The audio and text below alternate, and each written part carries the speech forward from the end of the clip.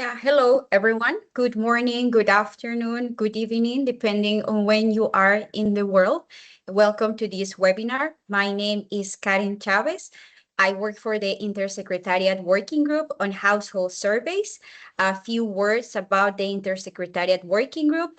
It was created by the UN Statistical Commission in 2015 to accomplish 4 missions. One of those missions is to coordinate survey activities at national level and support activities at regional global levels to advance across cross-cutting survey methodologies and advocate for the importance of household surveys, which is particularly important now. And this group is currently composed by 12 international organizations, 11 member states, and it's co-chaired by UNESCO and UNICEF, and with the UN Statistics Division as the secretariat. Part of that task that I was describing for the group less than 2 years ago, the Intersecretariat Working Group received a specific mandate from the Statistical Commission to revise the 1884 UN Handbook on Household Surveys.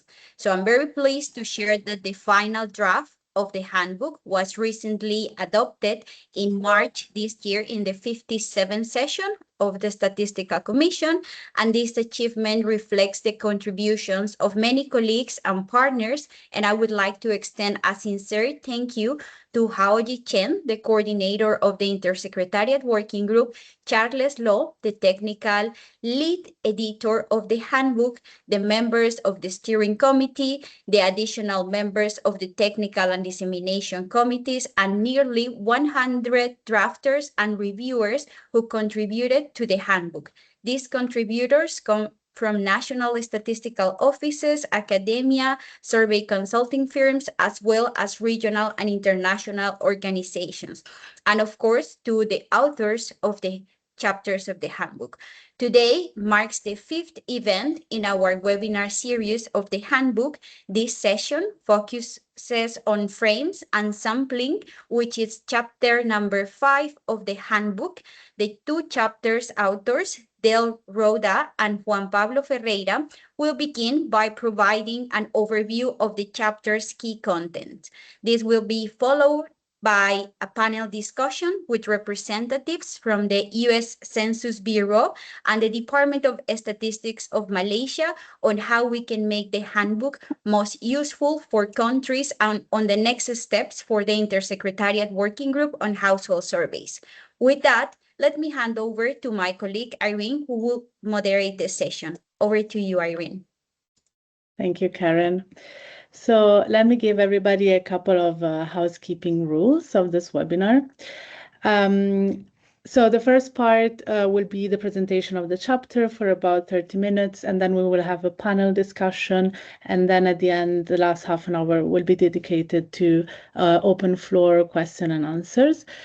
During the whole webinar, you are, invited and encouraged to write your questions in the Q&A box, and we will do our best to answer them at the end.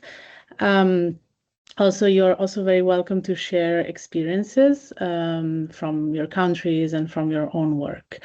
The session is being recorded and it will be available on UN Stats YouTube. Then the links to the session, the presentations shared will be also posted in the Intersecretariat Working Group on Household Surveys website. And let me introduce now the 2 authors that we have here.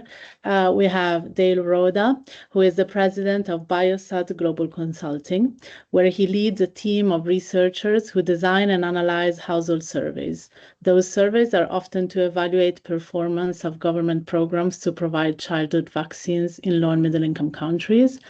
And he is a co-author of the World Health Organization's Vaccination Coverage Cluster Survey Reference Manual and the lead developer of the Vaccination Coverage Quality Indicator software to facilitate standardized analysis of coverage survey data. He holds a Master of Science in Public Health from Ohio State University, as well as a graduate interdisciplinary specialization in survey research, a Master of Applied Statistics, and a Master of Science in System Engineering, all from OSU.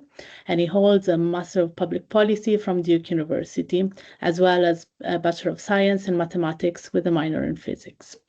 The other author that we have here today is Juan Pablo Ferreira, who is the director of the Methodology and Research Division at the National Institute of Statistics, Uruguay, and associate professor at the Faculty of Economics and Administration of Universidad de la República, where he teaches survey sampling and survey weighting.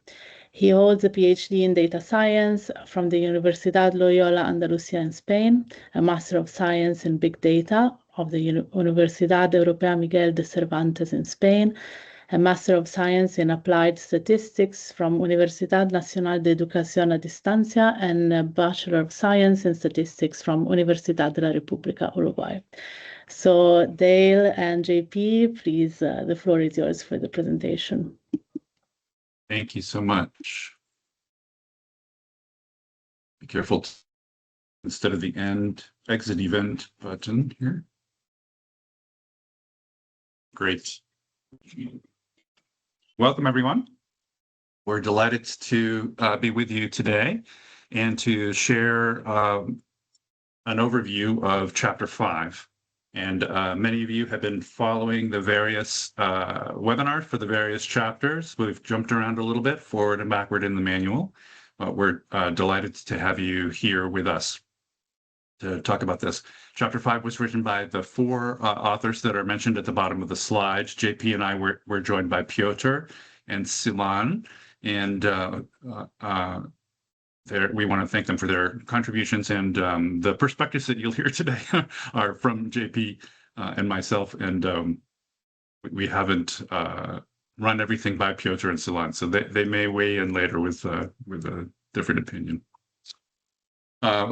We've developed two slide decks. We're just going to present one of them today. We'll make the other one available if there are some sample statisticians who want to see an additional level of detail. So we got some help from our friend Claude in assembling these two slide decks. And so there's a second deck. We'll make it available with a hyperlink in the comments a little later, and we'll post it on the website alongside this slide deck as well.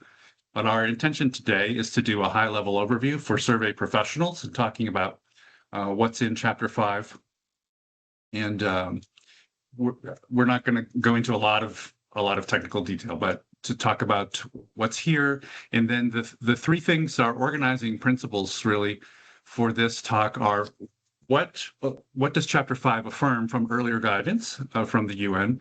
What are the new emphases? And are there some things that were allowed before or encouraged before that it no longer recommends? So we're going to look at Chapter 5 with a bit of a historic perspective or lens today. That's where we're headed, and that's also the way the other deck is laid out as well.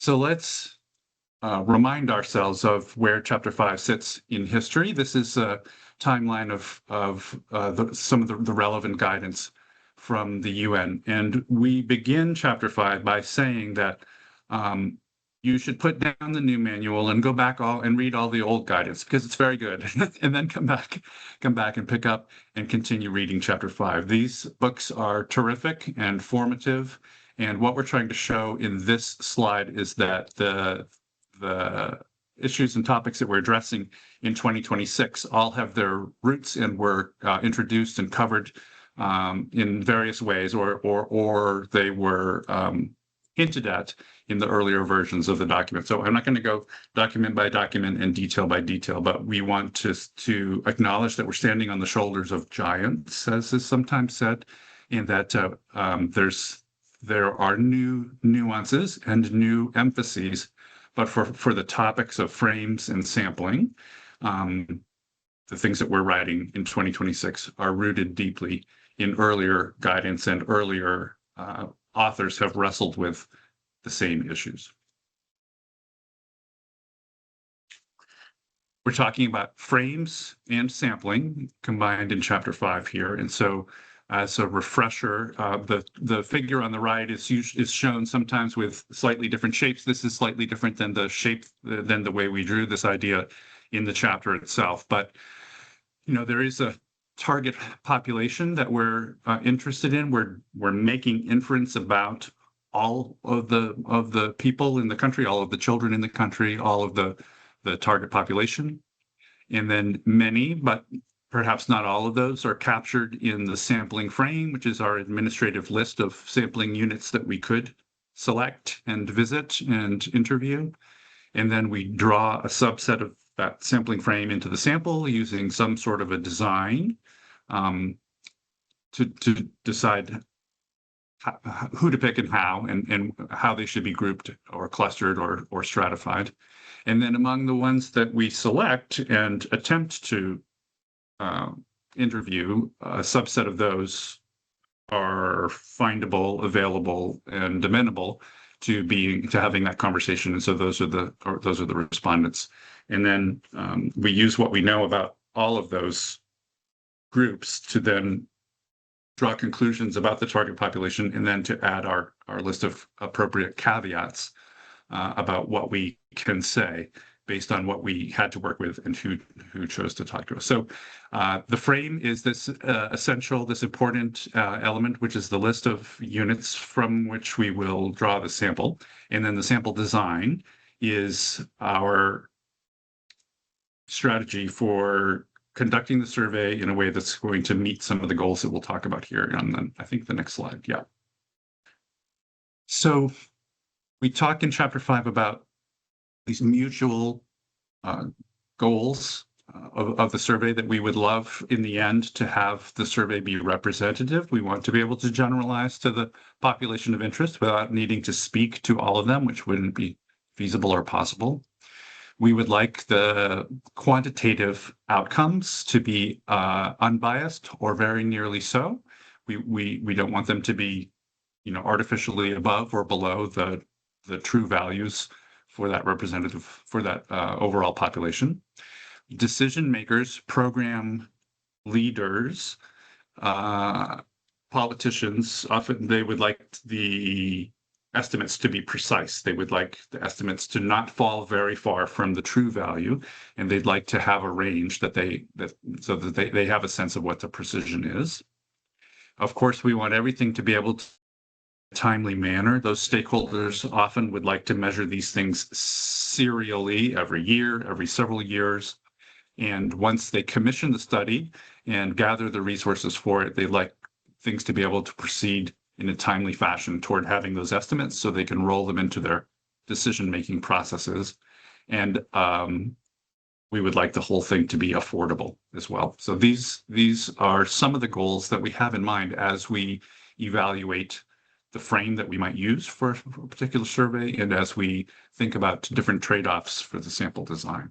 We're trying to balance these goals in a way that's acceptable to the stakeholders. It's often true that the first set of ideas that come out turn out to be very precise and maybe very representative, but they're so ambitious that they can't be done in a timely fashion, or they're not affordable, and so we have to go back and make some compromises. But the time to have those discussions is early in the process rather than late in the process if things were unclear and stakeholders are then unsatisfied. So we want to have these conversations early on, and we want to map the reasons, the justification for what frame we're going to use and for what sample design we're going to use. We want to put these in terms that are near and dear to the stakeholders themselves. Let's see. JP, this one's mine still, and then the next one is yours. Is that right? No. No, this one is yours. This one is yours. You're right. We're going to transition. You skip one slide. I think. Go back. Okay.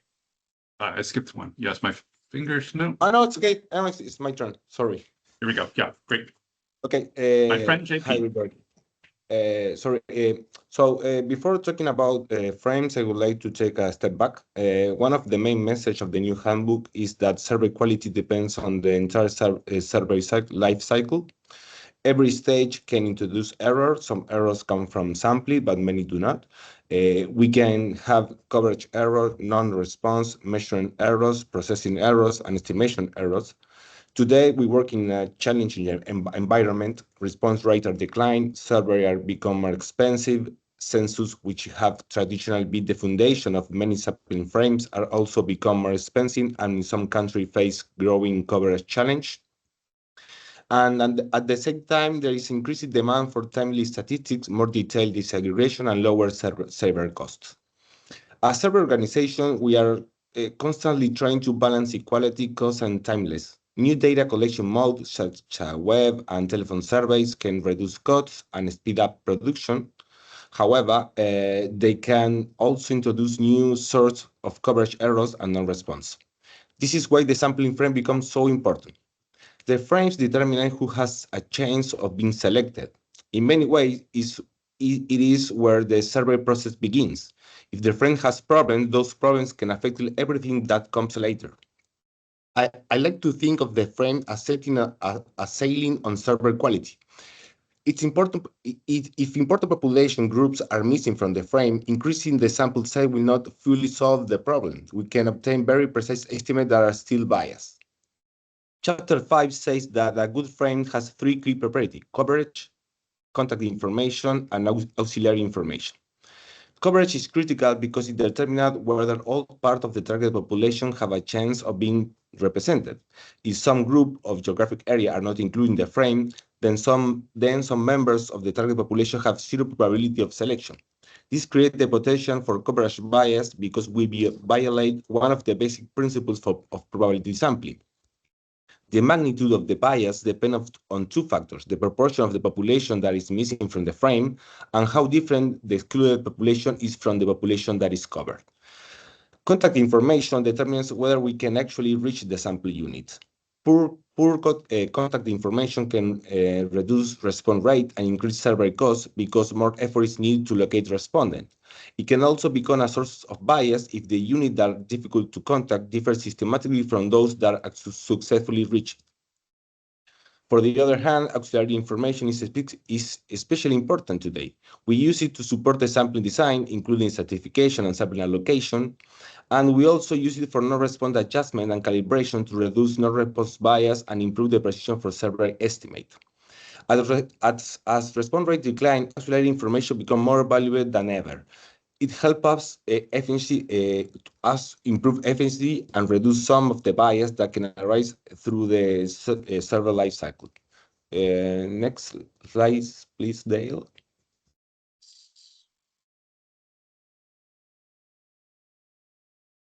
Thank you. Chapter 5 describes 5 main types of sampling frames. One thing that has challenged since the early UN guidance is that there is no longer a single dominant frame type.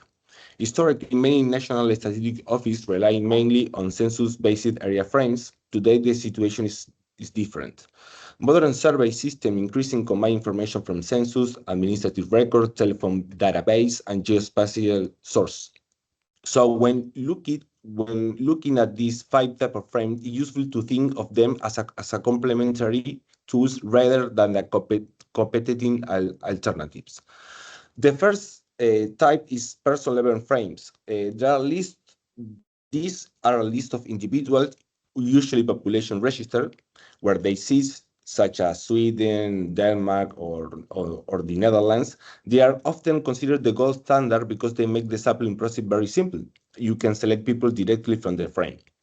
The second type is dwelling frames. There are a list of addresses that may come from postal service, utility company, or tax record. They are common in countries that do not have population register. The main challenge is that when a household is selected, we still need a procedure to select a person within that household. The third type is area frame. These are based on census enumeration area, administrative subdivision, or geographical grid cells. Area frames remain the most commonly approached for many face-to-face household surveys, especially in low and middle-income countries. In these designs, an important operation step in household listing within the selected areas. The quality of that listing operation is critical because its different affect coverage and ultimately the quality of the final estimate. The fourth type is the telephone frame. This may be based on landline numbers, mobile line numbers, or random digital dialing. They are fast and relatively cost-effective, but they also present important challenge. Coverage may be affected by digital divide and mobile phone number often difficulty to link to a specific geographical location. In some countries, especially in rural areas or among specific population groups, telephone coverage may be far from a complete. As a result, coverage errors can be substantial. Response rates also tend to be lower than in many face-to-face surveys. Despite this challenge, telephone service has become an attractive option because they can significantly reduce data collection costs. However, those cost savings do not come for free. They often introduce additional source of coverage errors and non-response bias. This is why it's increasingly important to enrich telephone frames by linking them to administrative record, previous surveys, or other data sources. This additional source can provide auxiliary information that helps us understand and adjust for difference between respondent and non-respondents. Finally, we have multiple frame surveys. These combine two or more frames to improve population coverage. This is one of the most important measures of the chapter. Multiple frames design are no longer treated as a special or unusual approach. Chapter 5 presents them as a standard tool that a statistical officer can use when no single frame provides adequate coverage of the target population.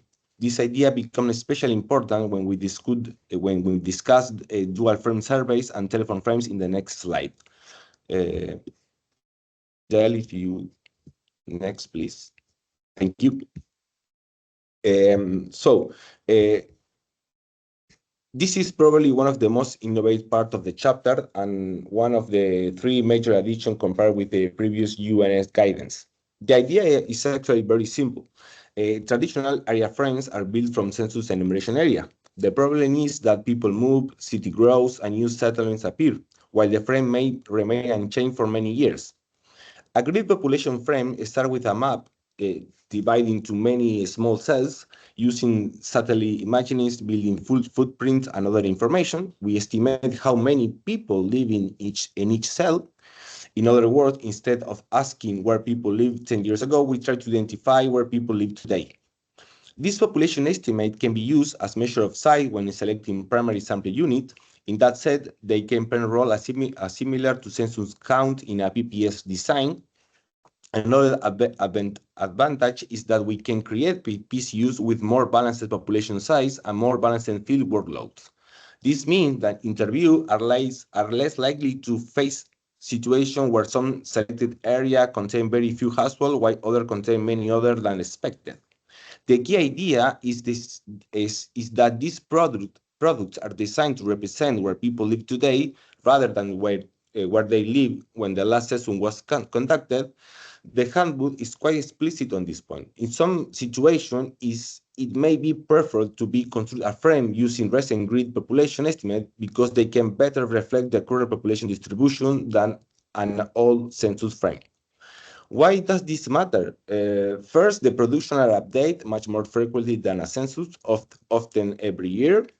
Second, they can better capture informal settlement, peri-urban growth, and population displacements. Third, they reduce our dependence on outdated maps, especially in places where census information has become less reliable over time. What makes this approach attractive is not that it replaces a census, rather it helps us update our understanding of population distribution between censuses.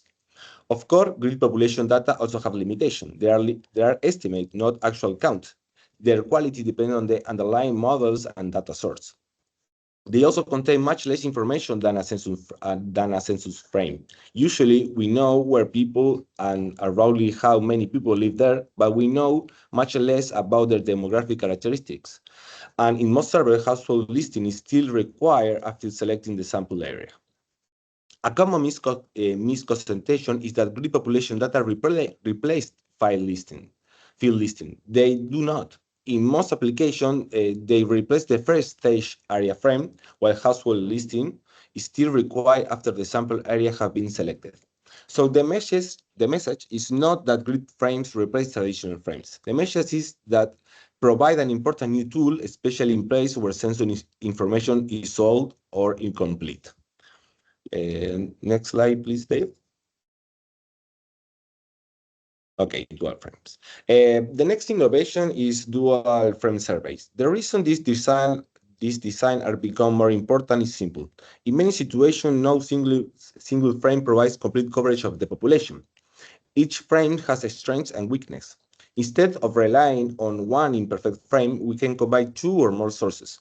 For example, an administrative register may cover some group very well, while an area frame may cover other groups better. A telephone frame, for example, maybe provide fast and inspective data collection, while an address frame-based may better coverage. By combining frames and using appropriate weighting methods, we can improve overall coverage. The basic idea is simple. When no single frame can adequately cover the target population, we combine multiple frames so that together they provide better coverage than any one of them could achieve alone. In some cases, we can take an existing master sample and enrich it by linking telephone numbers and other administrative information. There is one important challenge, however. When frames overlap, some units may include in more than one frame and therefore have more than one chance of being selected in the sample. If this overlap is not handled properly, some people may effectively be counted more than once. This is why weighting plays such an important role in dual frames. One of the contributions of Chapter 5 is that present dual frames and multiple frames designed as a standard tool for modern survey system, together with guidance on how to deal with this weighting challenge. This reflects a broader message in the chapter. Increasing survey quality depends on integrating multi-data sources rather than relying on a single source. Next slide, please, Dale. So, telephone frames receive much more attention in Chapter 5 than in earlier UN guidance. Older guidance often treated a telephone survey as something many use in high-count country. Chapter 5 takes a different view. In fact, telephone frames are now treated as one of the main frame types available to survey organization. Telephone surveys can be fast, they can be relatively inexpensive, and they can produce data very quickly. However, lower costs do not automatically mean lower survey error. A natural question is, where do the phone numbers come from? They may come from landline or mobile and phone lists, administrative records that contain telephone information, previous face-to-face surveys that collect phone numbers, or random digital dialing. A good telephone frame is much more than a list of phone numbers. Ideally, it should also contain information that helps with contact stratification, weighting, and when possible, geographic identification. The value of a telephone frame increases considerably when phone numbers can be linked to administrative record, master sample, or other auxiliary information. One challenge is maintaining coverage. Mobile phone ownership is not evenly distributed across all population groups. Numbers change, people switch providers, and mobile numbers are often only weakly linked to geography. Sorry. Telephone surveys may also face regulatory restriction on who can be contacted and how contact can be made. As a result, telephone frames require continuous maintenance. This chapter represents a balanced view. Telephone surveys can reduce costs and improve timelines, but they can also introduce coverage problems and lower response rate if the frame is not carefully maintained. The growing use of telephone frames also highlight the importance of weighting adjustment and auxiliary information. One reason telephone frames received so much attention in recent years is the COVID-19 pandemic. Many organizations suddenly need a way to continue collecting information when face-to-face interview become impossible. The Brazil PNAD COVID-19 example is very good illustration. It was no simply a telephone survey, it was a telephone survey built on a top of an existing probability sample and strengthened through the record linkage. IBG was able to match about 90% of the sample dwelling to telephone records and quickly launch a high-frequency survey during the pandemic. This experience shows that telephone surveys can play an important role when they are built on a strong probability-based foundation and supported by auxiliary information. Next slide, please. I think it's the last one for me. Okay, master sample. So before closing, it's useful to connect the three innovations we have just discussed. Grid population frames, dual frame servers, and telephone frames all respond to the same challenge. Response rates are declined, servers have become more expensive, and users want more timely and more detailed statistics. There is when master sample become especially important. A master sample is basically a large sample that is selected once and then reused for multiple surveys over time. It is not a new idea, but Chapter 5 shows how it can support many modern surveys needs. Why are master samples so valuable now? Well, they reduce cost because the same sampling infrastructure can be used across multiple surveys. They improve coordination by reducing the chance that the same household are repeatedly contacted by different surveys. They improve consistency because surveys can be built on a common design, and they provide flexibility because new surveys can often be added without starting from the scratch. In many ways, master sampling be to carry the idea we have discussed today. They can be combined with administrative records, they can be linked to telephone numbers, and they can support multi-frames approach when additional source of information become available. If there is one message I would like people to remember from this chapter is that a sample frame is much more than a list. The frame affects coverage, it affects cost, it affects fieldworks, and ultimately it affects the quality of the estimates. The principle of probability sampling have not changed. What has changed is the set of tools available to statistical office. The challenge now is to use those tools in ways that maintain quality while producing statistics that are timely, affordable, and relevant. Thank you, Dale. I'll leave it to you. Thanks, JP. Great. We'll switch back now, and I'll wrap us up with a few slides about sampling. The chapter walks through the logic of calculating a sample size and talks about these 5 steps. Looks like we lost a number 5 after the last arrow. That's my fault. So some of you have worked on this process with the survey with the sampling statistician to decide how large a sample do we need. And logically, the steps are the following, and they're described in the chapter and illustrated with an example, a quantitative example. So we lock the stakeholders in a room them until they can tell us what do they need for precision, what are the main outcomes of the survey, and how precisely do we need to know them. And sometimes that language of precision is something that doesn't come naturally to them, and so we have to walk them through how to express that, and we have to try to understand, do their job. How do they decide whether the information they have is precise enough? And one way we do it sometimes is to ask the question that's highlighted at the bottom of the slide here. If you were given an estimate that was, say, plus or minus with a 95% confidence interval that was plus or minus 10%, would the right programmatic thing, the right programmatic action after the survey, would it be the same action that you would take if you were quite confident that the true population figure was versus 20 percentage points lower at the lower end of that confidence interval? If you'd say yes, I would still take the same action, regardless of whether the true population level were near the upper or the lower end of the confidence interval, then that confidence interval is probably precise enough for your programmatic needs. But if you say, oh, plus or minus 10%, that's a big spread. No, that I would take different actions likely. Then that indicates that we need more precision, which is going to require a higher sample size. And so step 1 is to work with the stakeholders to establish a precision target. And then the steps are more technical after that, of using that precision target to quantify what would be the sample size we would use under a simple random sample. That's what SRS stands for here. And then we would inflate that sample size to account for the design effect. That's what DEFF stands for here.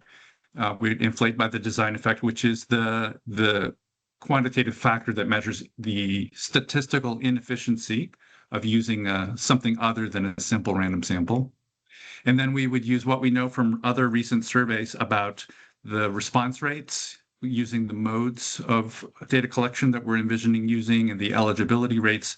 And that would lead us to a figure of the number of households that we would need to approach in order to have a good likelihood of collecting a sample that would ultimately yield estimates that are as precise as the stakeholder wants. So that logic is spelled out in the chapter.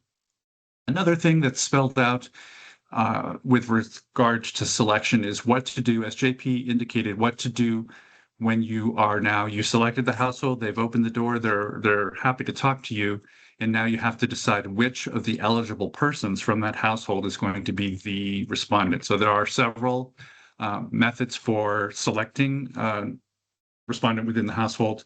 Chapter 5 talks about each of them and points to some great recent literature comparing what you get when you use these different methods. So I'm not going to go very deeply into detail here, but I'll just mention that the convenient selection of whomever opens the door, that's not recommended. We recommend using one of these other methods and then keeping track, of course, of the appropriate data to pass on to the folks who will calculate the weights also, because this is another stage of selection. And so we need to track what we did in order to reflect that in the weight calculation. Several practices that Chapter 5 emphasizes that were hinted at or mentioned in earlier rounds, but that received more coverage here in 2026 are indeed keeping track of contact attempts, collecting the appropriate paradata about how the survey is conducted, and using that to help people who plan future surveys, and using it also for calculating the weights and adjusting the weights in the current survey. Paying attention to which subpopulations, which demographic groups need to be represented, and planning to oversample them if that's the best way to get a precise estimate of outcomes among those groups. Documenting everything very transparently, and having annexes if needed for the technical reports to track everything, partly with the goal of number 4 here of things being reproducible, being transparent and reproducible. So there's a lot of very appropriate emphasis on reproducible analysis, and we also want the sample selection to be reproducible. So to the degree that it's possible, the frame itself should be saved in the format it was used at the time of selection. The syntax of the SAS or R or Stata program you use to draw the sample should be saved. We should know what the random number seed was, and we should be able to audit that process and show that how the sample was selected specifically. Nowadays, a lot of face-to-face household interviews also collect GPS data. We know the coordinates of the household. Those can be terrific for various spatial analyses. Share the data set publicly, which we recommend in every situation where it's identifying information in which we have to be careful about, and either omit it from the public use data set or mask it by adding some statistical noise to the latitudes and longitudes. The DHS and the mixed surveys both do this. There are widely publicized protocols for masking that data, but we want to protect the privacy of the respondents. So we want to share data that's useful for doing spatial analyses, but we don't want to reveal individual respondents. And then finally, JP mentioned that even under gridded population-based sample frames, we still need to do household listing within the PSUs in order to do rigorously random selection of households to talk to. And there are various tools for recording the locations of the households, so that when you refresh the sample frame inside the PSU and then do rigorously random selection, then you can send the teams back to the households that you've just listed. The U.S. Centers for Disease Control has a nice freely available tool called GPS Sample that does this on Android phone and tablet systems, where the teams devices are talking to each other. The team members list the households in the morning. Those lists are sent to the supervisor's device. The supervisor's device does rigorously random selection and sends the team members back, perhaps even in the same afternoon. to conduct the interviews at the households that were selected, and everything is auditable and tracked very nicely. There are a few things that Chapter 5 is trying to steer us away from. Hardening against is the phrase used here on the slide, or discourage. So one is these have to do with the rigor of the randomness of selection, because selection by convenience can introduce a bias. So there are various venerable survey protocols that use a random walk within the PSU that allow the interviewers to select which way they're going to turn or to follow a serpentine route through the PSU. That is problematic, because then selection probabilities that are estimated then are really estimated rather than calculated. It's not what we would think of as a proper probability sample. So this method is still used for various types of surveys, but it's not as rigorous as we'd like to see. Similarly, replacing units that are not reachable or don't respond in any kind of an ad hoc fashion makes it challenging to calculate the weights. It's also not rigorously it's not recommended. And then there are some other alternatives suggested in the chapter, having sample replicates. And if the units that you approach initially don't yield the sample size that you need, then releasing another batch of PSUs or releasing another batch of secondary sampling units in order to bring the sample size up, but in order to be able to calculate weights in a meaningful and rigorous fashion would be great. And then in the same vein, we're recommending against quota sampling or convenience sampling because of the same problem. It makes it hard to calculate meaningful weights. So several things for the non-statistician staff to talk with about the team that relate to frames and sampling. It's good for everybody on the team, and especially at the planning stage, to have an understanding of where the frame came from. How old is it? Do we need to think about alternatives or combining frames? You want to think hard about the rigor of the listing protocol within primary sampling units if we're talking about a face-to-face survey. Not only doing it in a rigorous fashion, but then describing it, keeping track of things for calculating weights and describing it clearly in the report. Tracking, number 3, planning for the paradata, tracking the contact attempts and outcomes, because you're going to need them not only for the next survey's design to plan the workforce that you need, but in this survey's design for calculating the weights. And then paying attention early on. We probably should have made this higher in the list, but paying attention early on to the groups that really need precise results and thinking about how you're going to sample enough of them in order to represent them well in the data set.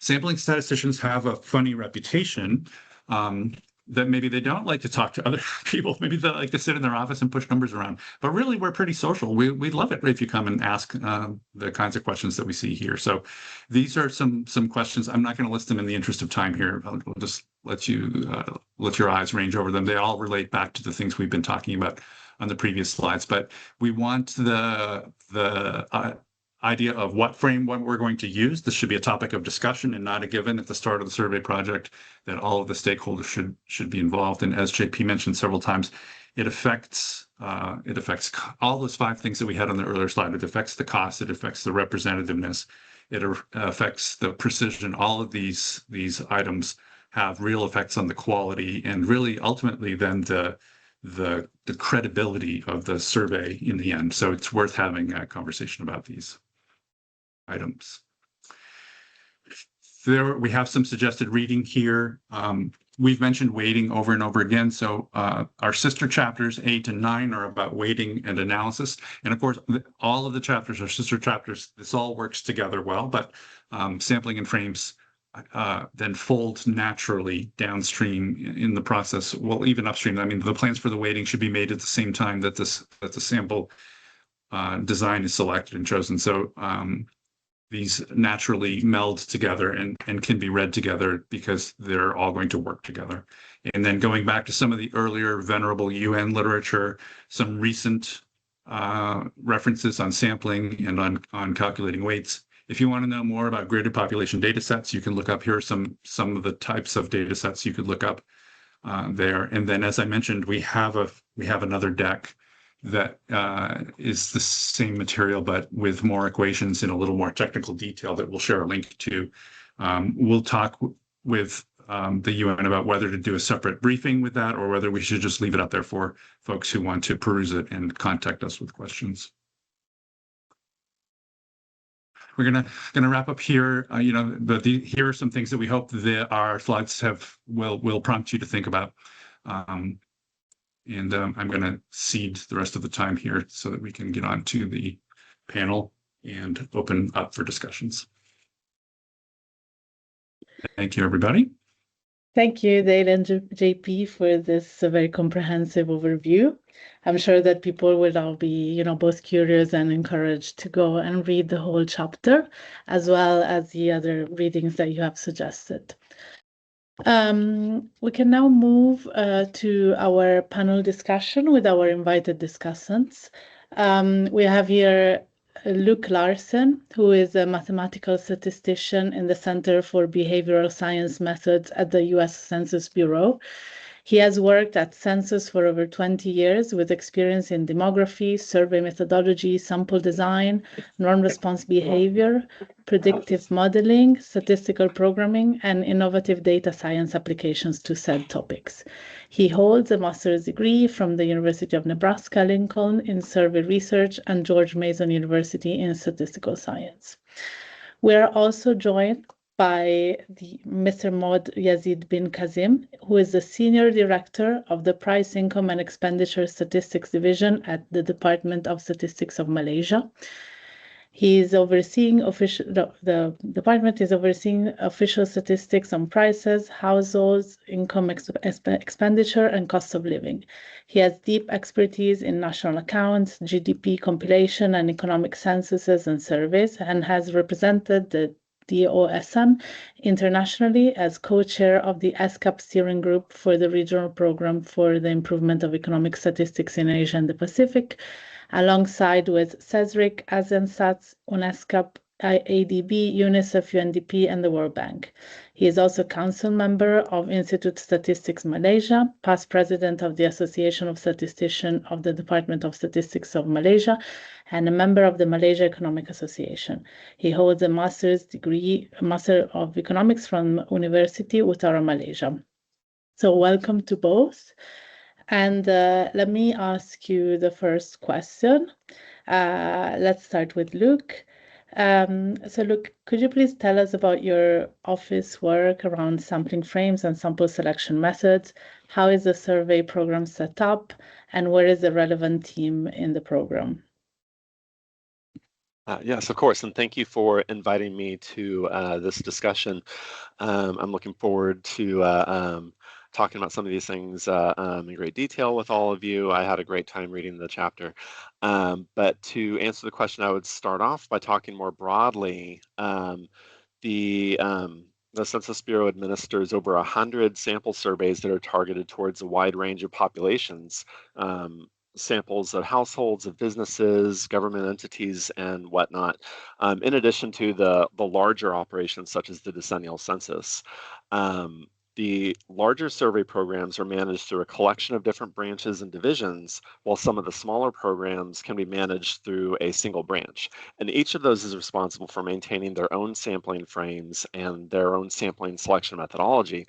That's a long-winded way of saying that there's no single group that's responsible for frame development or sample design across the Bureau. So, I would be one of several across the Bureau who would be contributing towards these types of actions. In the Center for Behavioral Science Methods, which is a research outfit, it's not in production, but we support production activities in the Bureau.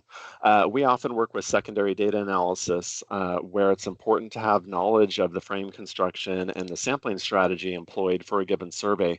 So, after the fact, we do data analysis. We need to know, that foreknowledge about how, what the coverage is like within the frame, and what sample selection was used. That feeds into everything that follows with regards to analysis of data. So even if we are not directly involved with the construction of the frame or the design of the sample, we need to know that information up front when doing our analysis. But from time to time, we've also administered sample surveys on behalf of our clients.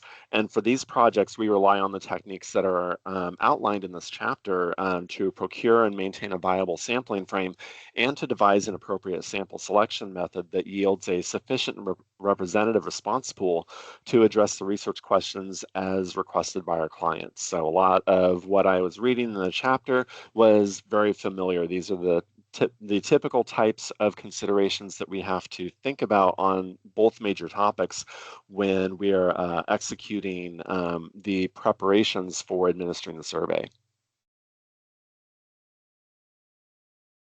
Thank you, Luke. Now I would call on Mod Yazid bin Kazim to tell us about how this is organized in the Department of Statistics of Malaysia. Okay, thank you very much, Irene and everyone. Good morning, evening, and perhaps some of you from the other side of the globe. So I'm Yazid, and basically, according to this sharing, Malaysia has quite a unique setup about the conducting national statistical system. So basically, DOSM, National Statistical Office, basically practicing more centralized system, and basically we serve as a central agency for managing household survey, and we are managing this sampling frame and sampling selection method basically for a major household survey like labor force survey, household income and expenditure survey, and lately we also expand our coverage into beyond GDP, such as index of happiness, index of well-being, and so on.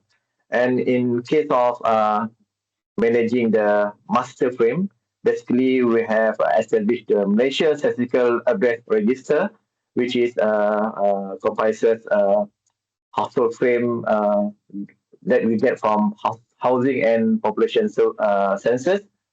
And in between of the census, we also collect information from administrative data, such as National Registration Department, so that in this case, we keep going to expand our and improve our frame management. And of course, I think this chapter 5 really connecting and bridging the theory and practice, especially for National Statistical Office. And perhaps we do have a plan to expand this chapter 5 into the whole entities in Malaysia national system. I think that's for now, Irene. Thank you, Yazid. Thank you. That's great. So let me go back to Luke, and then I know, Luke, you've read the chapter, and I wanted to hear whether you found it helpful and if there are any areas that you think there should be further expansion or more practical examples that would help countries to apply the guidance. Yes, I found the chapter to be quite comprehensive in presenting and discussing the various aspects of sampling frame management, as well as sample selection methodology.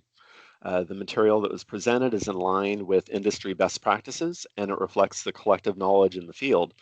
I found it very easy to ingest the material and have deemed it appropriate as a vital guidebook for early career survey methodologists, as well as a handy refresher for more seasoned professionals such as myself. Reading through the chapter, I was reminded of things that I hadn't thought about in a good long time, and so it was nice to get a handy refresher of some of these topics.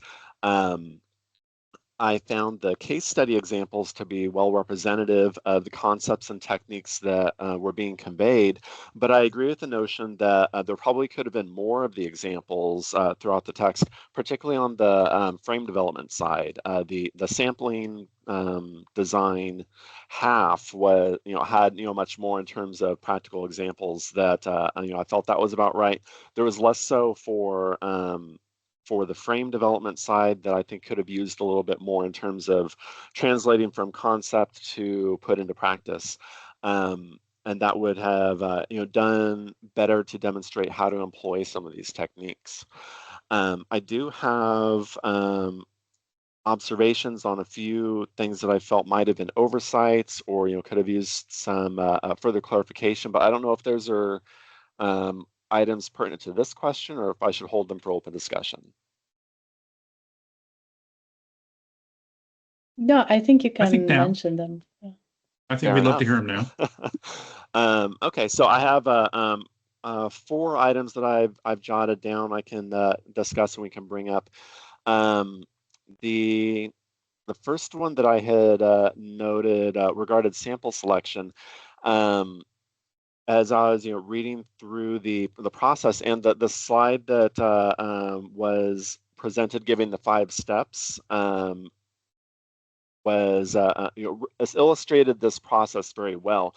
The piece that I felt was missing was up near the front end, and that had to do with the process of power analysis as a way to inform upon sample size selection when you're aiming to detect significant differences in survey responses between key subgroups in the population. The thrust behind what was being done, as described in the text, I felt covered some of that ground, but the power analysis strategy was not described, and I've used that to great effect in some of my sample design constructions to better inform, how large of a sample I would need to draw to be able to discern meaningful differences as being statistically significant between subgroups, particularly when you have one subgroup that is particularly small relative to the other one. So if there was a page or so that was devoted to, power analysis as a supplementary approach to that first stage of the 5-step process, I think that would be a really great way to continue talking about these topics. Another topic that I felt was overlooked in this chapter, which is salient to either the frame development or the sample design half, has to do with the ever-present problem of declining participation rates. And this is something that was mentioned throughout the chapter, but I think that the effect of declining participation rates and response rates upon the work that we do as survey methodologists is really important, and it drives a lot of the push towards mixed mode surveys and reliance upon AdRec data to try to cover the fact that we're just not able to get respondents to engage with our surveys in ways that we had in years past. It's a growing problem. It's more challenging as the populations change. Younger populations tend to rely much less on phone, for instance. They're not even likely to pick up the phone. So there are a lot of non-response bias issues that are tied with response rates that we need to be considering. So it was non-response was touched upon, but I think that having that as a particular point of consideration when determining your mode of administration as well as your sample design is really key to the development of preparations for survey administration. Linked to that is my third point regarding the higher risk of non-response bias that's present when you are conducting either a census of the population or even a large proportion sample of your frame relative to doing a small proportion sample. The general notion being that the more people you are trying to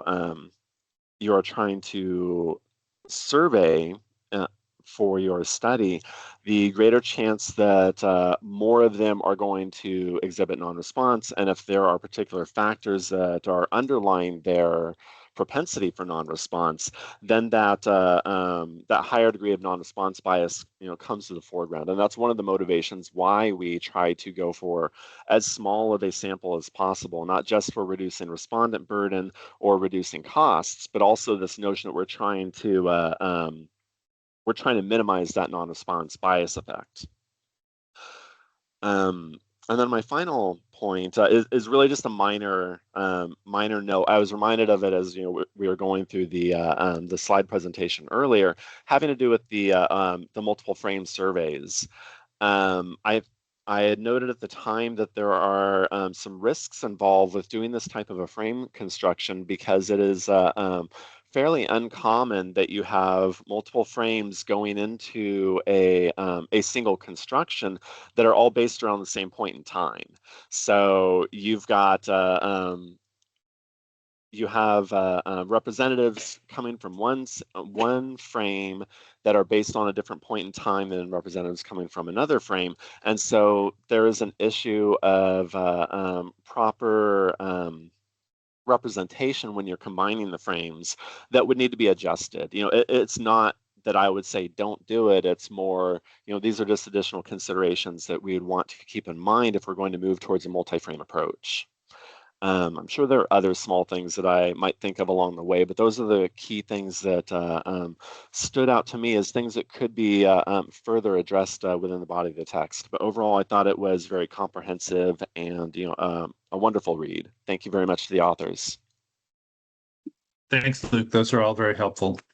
Those are helpful. We're, I think, still working on the steering committee and talking about how to make this a living document, how to make it updatable so that we don't go from 1984 to 2026 again. And so we will wrap this feedback into the conversation about how to make Chapter 5 a living document also. So thank you. Thank you, Luke. And I wanted to ask the same question to Mr. Yazid. So do you have, suggestions? Are there areas in the chapter where you think, further expansion or more practical examples would help the countries to apply the guidance? Thank you. Basically, we found that some of the subtopic in the chapter is very useful, especially on dual frame survey. This is quite new to us, and basically we need to explore further about how we could adopt that suggestion. And in terms of how this chapter could be really useful to us, basically there are quite a number of areas that we see that some additional guidance would be useful. The first one would be the household sampling frame management. This could be for developing country like us, managing master frame to serve the purpose of canvassing and covering quite a number of geographical area. So we foresee and possibly can contribute or get some expansion on the explanation, basically the operational procedures for updating area-based frame. So we understand that when we have more information on geospatial information, we can improve that further. However, maybe we need to know about the best practices adopted by the other National Statistical Office. And the second thing about how we could learn to integrate administrative data and geospatial data into sampling frame. This is basically to ensuring we conduct a right thing. We practice a right thing about ensuring data quality and confidentiality. And furthermore, about in our preparation towards housing and population census 2030, we do have a plan to conduct an intercensal population survey, and it is really helpful if we could learn the sampling method, how to and reach the hard to reach population. Basically, in a very complex social changes right now, we need to understand and improve our coverage, and basically to improve and to reduce the biasness in the coverage. And we do find that in this chapter about how the system and software has been used in managing the frame. And in fact, we have introduced some modernization in our country, and we found that this chapter elaborate uh, precisely and concisely about what we have been doing now, and perhaps we can learn more about what kind of the modernization that have been adopted by other countries as well. And in overall, I think the chapter 5 is really useful. Basically, when we try to advocate this kind of standardization throughout the national statistical system. So at least we have some common standard and understanding about what kind of method that has been used and recommended by the international community. I think that's for me and for Malaysia. Irene. Thank you, Yazid. Important points. In the interest of time, I might, condense the two last questions for the panel in one, even though I think you have already touched on some of these issues. But let me go back to Luke, and ask, from your country's perspective, the US, where do you see the guidance in Chapter 5 influencing survey practices, and how can we help you and other countries in taking up and implementing the guidance in this chapter? Yes, I can answer both of those fairly quickly. I felt that the entirety of Chapter 5 is very useful for building sample frames and devising sample designs. I do appreciate the inclusion of non-probability sampling and opt-in panel surveys. This type of construction is becoming more prevalent in the face of declining response rates to more traditional survey designs, and I welcome that forward-facing stance. I also appreciate what was said earlier about the notion that this would become a living document that we would be able to update over time as emerging methods rise to the top and become industry standard. We don't want to have to wait another 20 plus years for another edition of the handbook to come out, describing these methods that will become best practices in a year or two. So I think that is a great forward-facing feature, and glad to hear that. Kind of linked to that, I noted that the section on describing statistical software to be used is slightly outdated already, and I imagine that that might be something that gets updated sooner than later, because I would note that the legacy programs such as Stata, SPSS, and SAS, they're all still around. They are tried and true statistical software packages. But a lot of the industry is moving towards open source, and so R has been around for quite a while, has a lot of widespread adoption, and Python in recent years has risen as one of the top platforms that a lot of entry-level statisticians in my area are coming to census and coming to work for the federal government with those skills, and less so with the tried and true platforms of old. So that's the direction that the industry is moving towards, and that's to say nothing of the recent rise in AI applications that are coming up in the field, some of which we don't even know how they're going to be properly applied yet, but we will know in the coming months and years. So I think that this section is a prime candidate for something that will be updated sooner than later. To the fourth question about how to implement the guidance going forward, I think that supplementing some of the content in this handbook with topical focused training in the form of slides like what were presented earlier today, or even short form videos would be a great way to help solidify these core concepts and give proper attention to some of the more complex techniques. The handbook is a wonderful reference manual. I've got it saved as a favorite. I'm probably going to be pulling from that now and again and forwarding along to my colleagues, but it is quite dense. And if you don't know exactly what you're looking for, it may be difficult to kind of find exactly what it is you're looking for.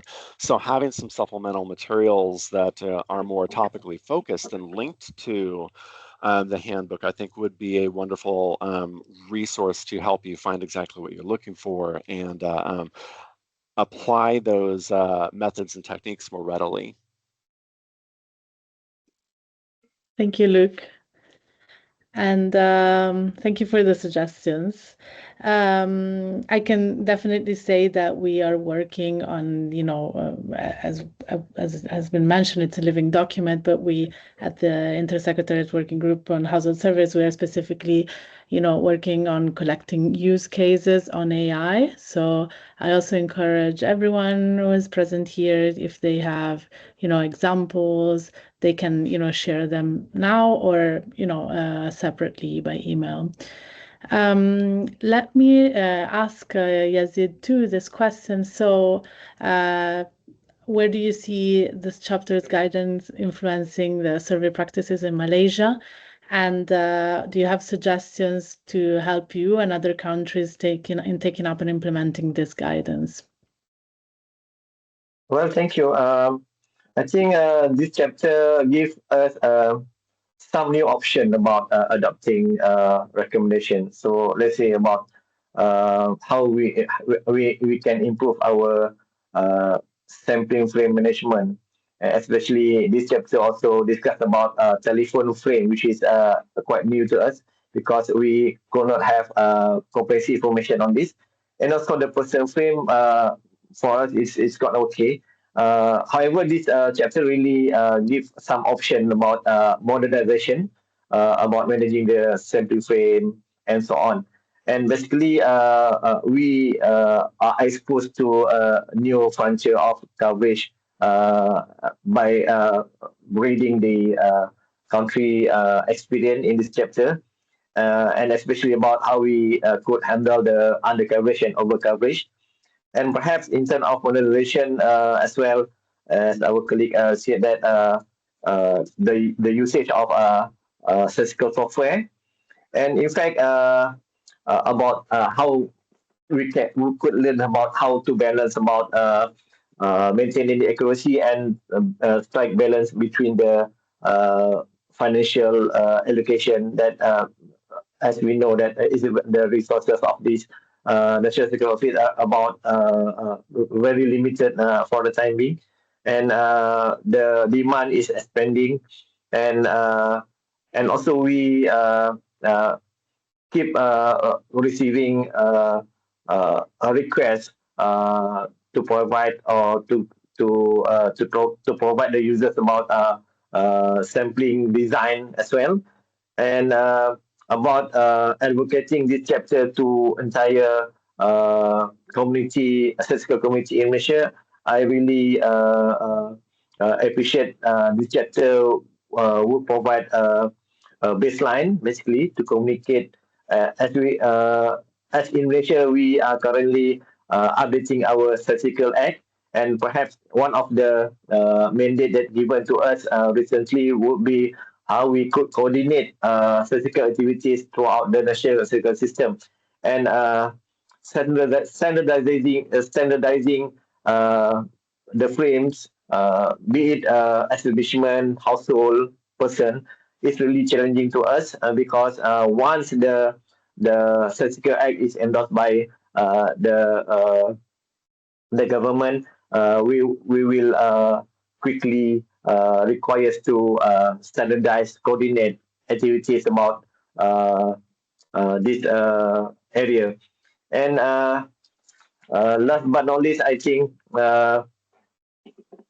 this chapter really gives some insight about how we could manage multiple sectors in the statistical area. and basically we really appreciate if we could participate in any discussion, any platform that we could learn, and at the same time how we could contribute to this chapter 5 and the handbook as a whole. Thank you. Thank you, Yazid. Thank you very much. So we are a bit short of time for the open floor, but I would like to, ask a couple of questions that were posted in the question and answer section. So these questions were posed during the presentation, and I think so they're for Dale and JP. So the first question, I'm gonna read it out for everyone. How should gridded population frames be adjusted or calibrated when used as sample frames in dense urban areas, especially where many dwellings are located in multi-story apartment buildings? In these settings, population density is strongly vertical, so building footprints alone may not reflect the actual number of households or residents. What auxiliary data or validation steps would you recommend before using these grids to define PSUs? I'll take a first stab at that one. Thanks for the question, Sebastian. On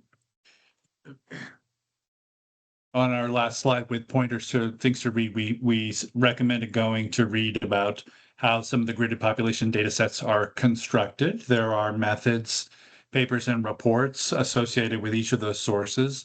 And it's my understanding that they don't rely only on the two-dimensional building footprints, but they have numerous layers and inputs to the modeled population.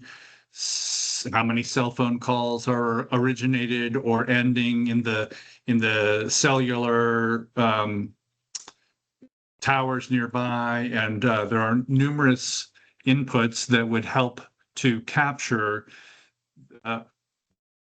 population density so that we wouldn't be fooled by a 2D image of a tall apartment building. And it's also becoming increasingly common for, at least currently, I think privately, there to be data sets that show for individual buildings how tall they are. So we have that third dimension as well. I expect those to become commonly available in the next few years. So I don't think the algorithms are fooled into allocating the population all at ground level.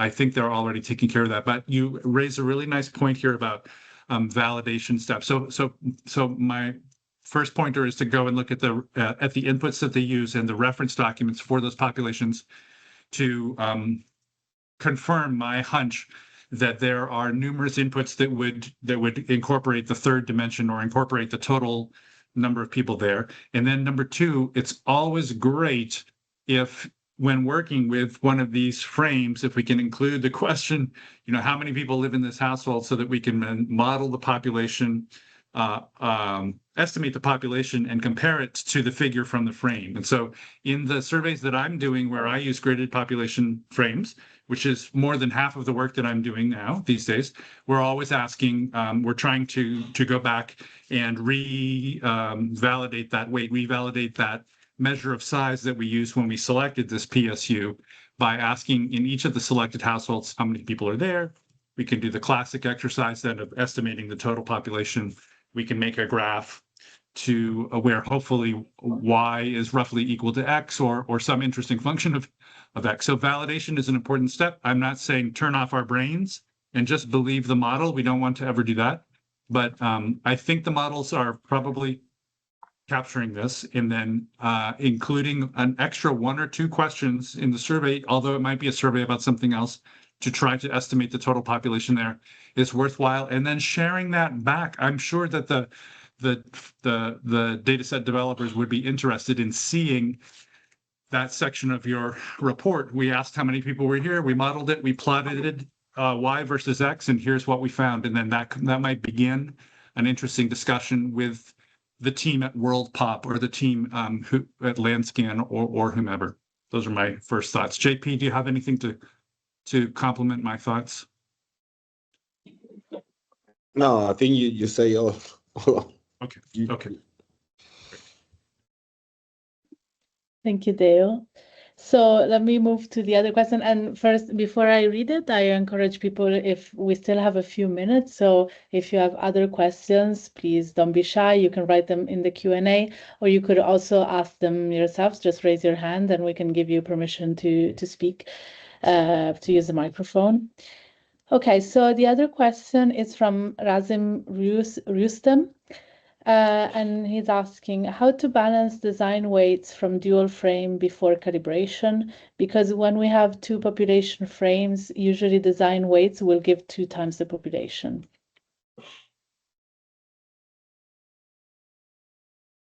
Who wants to have a go at this? This is a question for JP. Is it okay, JP? Is it okay? Yeah, I mean, I think it's a question for chapter 8, but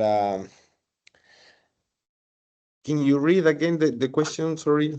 Yes, and let me say that we have the webinar on chapter 8 coming up in September, and I posted the link that has also the registration, but I'll read the question again. How to balance design weights from dual frame before calibration, because when we have two population frames, usually design weights will give 2 times the population.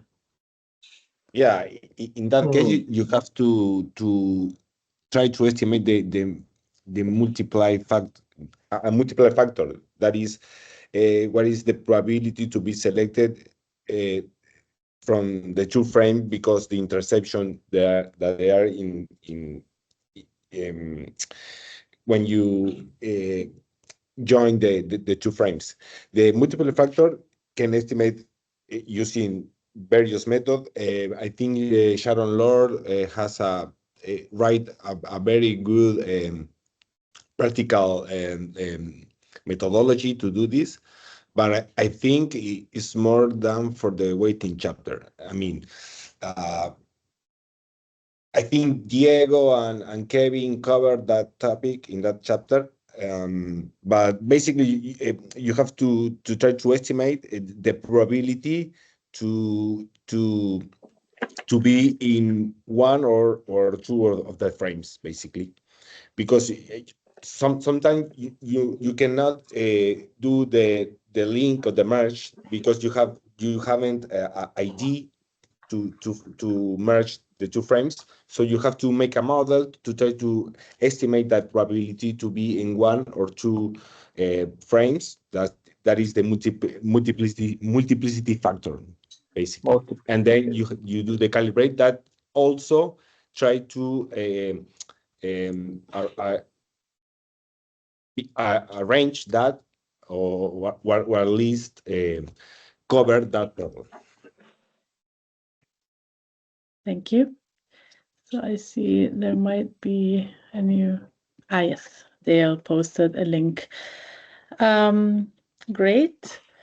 Are there any other questions? Anybody who wants to raise their hand and speak or write in the box?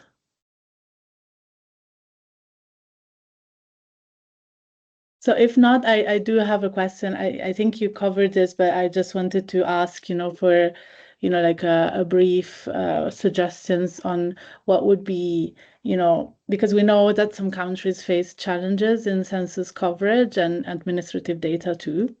So what would be your, for countries that have issues in, they don't have a recent census or nor reliable administrative registers. What alternative or adaptive approaches would you recommend? I think that's for me too. Well, that's actually a very important question.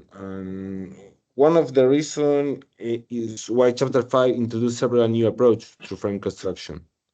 Traditional, many household surveys have relied on census-based area frames. However, when a recent census is not available and an administrative register are incomplete or unreliable, a statistic office need to look beyond the traditional options. One approach highlighted in the handbook is to use a grid population data derived from satellite imagery and other geospatial information. I think this product can help identify where people are likely living today, can be used to compute area-based sampling frames, particularly in places where the sensor information have become outdated.